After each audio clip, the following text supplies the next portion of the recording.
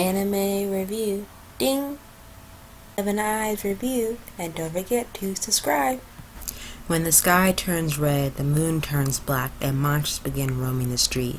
Satosiku Kirin is at a loss for what to do. Along with his best friend Yuka, they try to decipher why they have been sent to this strange world, which is seemingly empty aside from themselves. However, when the red night ends, Kira and Yuta believe it was all a dream, until it happens again, and they are left in a dangerous situation. They meet 4 others in the same predicament. Kubaskaski Miskazu, an expert swordswoman, Takaban Kira, a strange mute girl who looks uncannily like Kira's deceased sister, and Haru Yuki, a lively young woman whose personality reverts to that of a cold killer when her glasses are removed, and Tachimi Takashi, a young pyrokinesis. As the 6 of them band together to survive and discover what this mysterious world is, things take a turn for the worse as 6 shadows appear before them.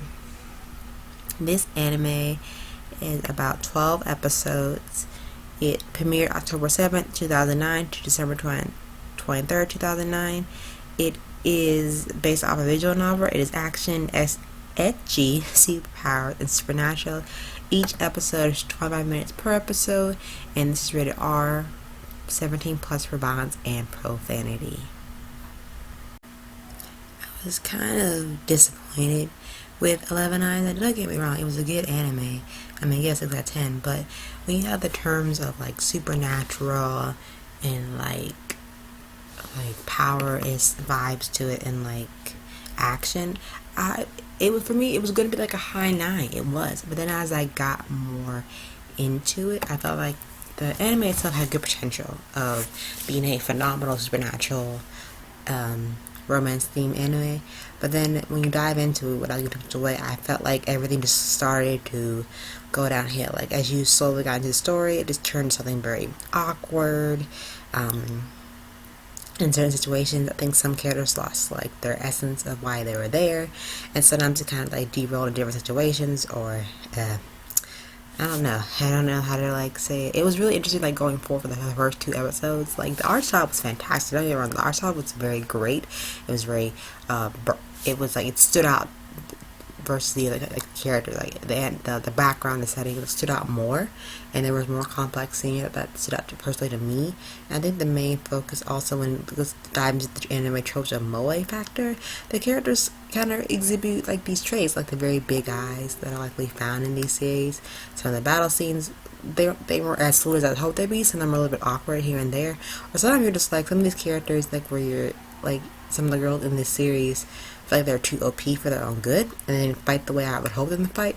And I feel like when producing this anime, like the fight scene was on par as you thought they should be. The opening soundtrack was really good. The opening song is called "Reveiw" by Aone and sequenced by Erzul by the end of it. And these endings were like spot on. Epic was so good that it helped made me like keep watching the anime. And then like the characters, I feel like they weren't as relatable. I think some of them just fed into like more of their obsessions or their fetishes, I could say, without giving too much away. And then also some of the girls have two-faced, or they have 2 different personalities, and some of them just go a little bit too far than most of them. I think when I was watching, I was like, what in the world am I watching? I thought it was going to be a cool supernatural anime, and I was wrong. I was completely wrong. Overall, I definitely enjoyed the anime. It definitely didn't cater to my taste perfectly what I'm usually watching, and I think it kind of developed into dove more into the fan service, the ecchi, and that moe route, which is okay for some people. It was just not my cup of tea.